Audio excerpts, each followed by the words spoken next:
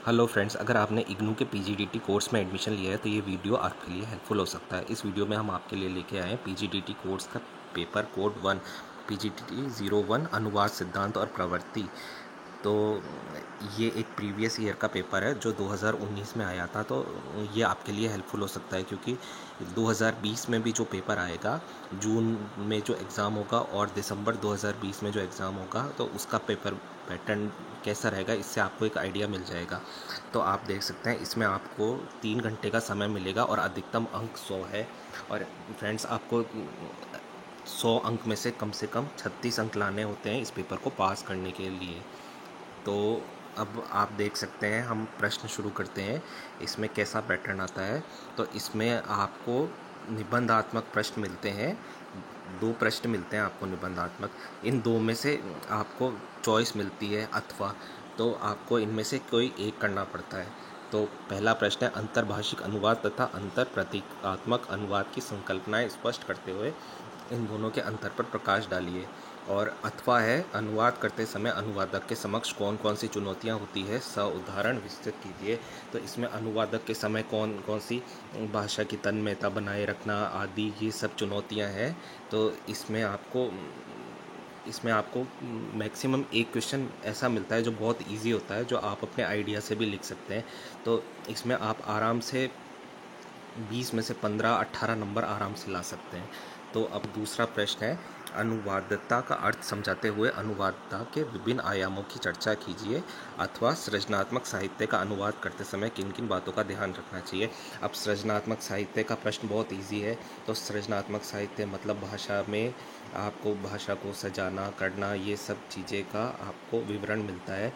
आप इसको अपने आइडिया से भी लिख सकते हैं। ये दोनों ही प्रश्न 20-20 नंबर के हैं। 20-20 में से आप 15-15 नंबर आराम से ला सकते हैं।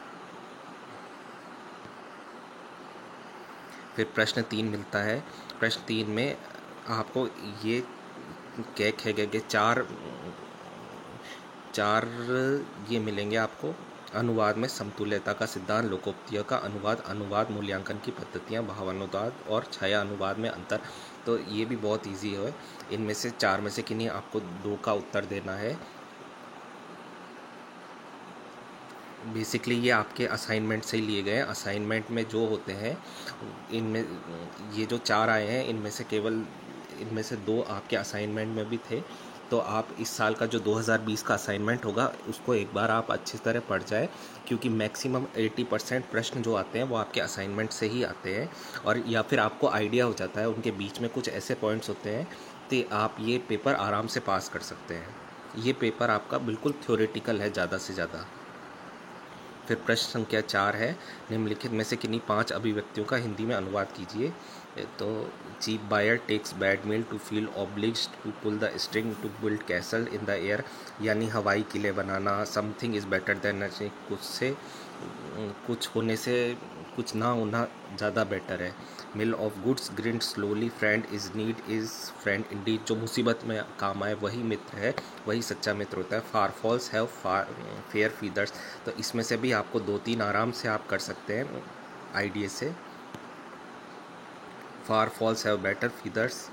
और ये आपके लिए प्रश्न 5वां है। इसमें आपको कोश क्रम में जमाना है।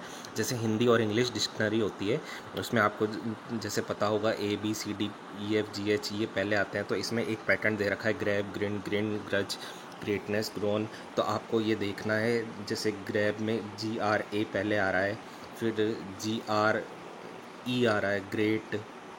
ऐसे आपको इसमें ABCD देख कर जमाने हैं। आपको डिक्शनरी अगर देखना आता है तो ये पेपर आपके लिए, ये प्रश्न आपके लिए बहुत इजी है। और अगर हिंदी डिक्शनरी देखना आता है, हिंदी में भी ये मात्राओं के अनुसार चलते हैं, खे गे गे डे डे। तो उस हिसाब से ये प्रश्न ख है, तो आप ये भी जमा सकते हैं। फिर है प्रश्न संख्या 6, निम्न में से किसी एक का हिंदी अनुवाद कीजिए। तो आप देख सकते हैं इसमें आपको 2 इंग्लिश के पैराग्राफ दिए होंगे, क और ख। तो आपको क्या करना है, सबसे पहले आपको इन दोनों पैराग्राफ को पढ़ना है। जो पैराग्राफ आपको इजी लगे वो वो पैराग्राफ आपको वो पैराग्राफ आपको एक बार 2 बार पढ़िए आप वो पैराग्राफ, और वो पैराग्राफ आपको अडॉप्ट करना है कि उसका आप हिंदी ट्रांसलेट ट्रांसलेशन कर सकें जिसमें आपको वर्ड्स इजी लगे।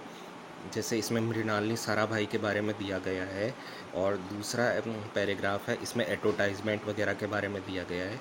तो इसमें आपको जैसे जो पैराग्राफ इजी लगे उसका आप ट्रांसलेशन कर सकते हैं। प्रश्न संख्या से आता है, निम्न से किसी एक का अंग्रेजी अनुवाद कीजिए। तो समय सफलता की कुंजी है, समय का चक्र अपनी गति से चल रहा है या यूँ कहे कि भाग रहा है। और दूसरा पैराग्राफ है, कैंसर को मात देने वाली 92 वर्ष की हैरिस थॉम्सन दुनिया की सबसे उम्रदराज मैराथन धाविका बन गई है। तो इसमें से आपको दोनों पैराग्राफ पहले एक बार पढ़ने हैं, उसके बाद ही जो पैराग्राफ आपको अच्छा लगे उसका इंग्लिश में अनुवाद करना है। तो ये पेपर बेसिकली थ्योरेटिकल पेपर है और ये बहुत ही इजी पेपर है। आप इसको एक दिन की तैयारी से भी पास कर सकते हैं। मिनिमम इसमें 36 अंक लाने होते हैं और आप एक बार अपना असाइनमेंट पढ़ जाए, क्योंकि इसमें 80% जो प्रश्न होते हैं वो असाइनमेंट से ही आते हैं। तो ये पेपर बस बेसिकली आप इसमें थ्योरी पढ़ जाएं और इसके पैराग्राफ भी बहुत ही इजी होते हैं। अगर फ्रेंड्स आपको ये वीडियो पसंद आए तो वीडियो को लाइक करें और चैनल पर पहली बार आए तो चैनल को सब्सक्राइब करें।